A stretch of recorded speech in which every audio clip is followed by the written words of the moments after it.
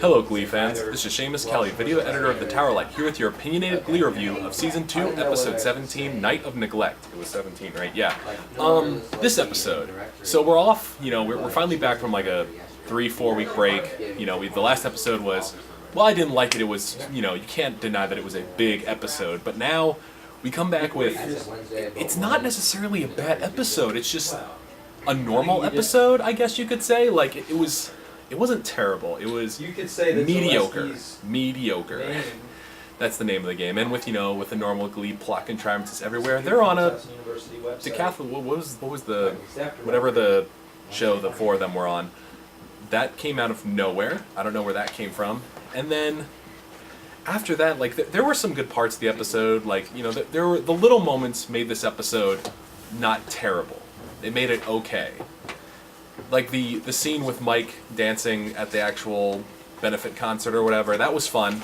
But the best moment of the episode, I would say, would definitely have to be the scene with Kurt and Blaine. Yeah, I'm a little biased, but their scene was good also because for a long time it's really just been those two, Kurt and Blaine, and we finally got a different dynamic when Santana came in there, did her thing, and that was really fun to see. But other than that, just the episode just felt so... I mean, after a couple weeks, you expect Glee would come back with something, big to hook people in, but my personal theory is they thought people might not realize it's on, even though they sort of promoted it, I guess. They just decided, we'll just do not a really big episode, kind of small, so that people miss it, it won't matter that much, because next week is the one they're pushing, their 90-minute episode with, Lady Gaga music and Kurt being awesome, because, as the preview showed you guys, he has a nifty new hat. The songs of this episode were kind of forgettable. Like, I don't even remember a single one of the songs. Does that say something? Like, I don't want to download any of them. They were just kind of there. Tina got to sing, even though she didn't really get to finish. I don't know. You think with Glee, with all these characters, they would be able to just interconnect everything else without having to come up with a plot contrivance every week to pretend like something has been there. I don't know. But this episode, I think the one thing, once again, if I had to give this episode a grade, it'd have to be maybe like a C-. It's not terrible, it's just kind of there. It's not anything special.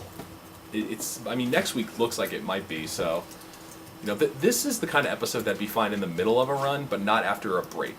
This is the sort of, like, you want to debut big, and some people, from what I've just heard from talking to people I know or people on the internet, they're very much very blasé about this episode. So, that says a lot. But, my final thought about that episode is the gospel choir came back. You remember that from the first season where I think it was Mercedes was singing, or maybe it was more than her, and then she's singing, and then a random gospel choir comes out of nowhere.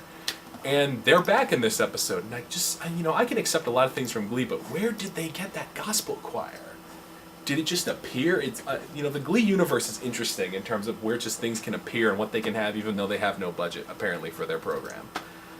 And I just thought that was hysterical. I'm just like, they're back again, yes.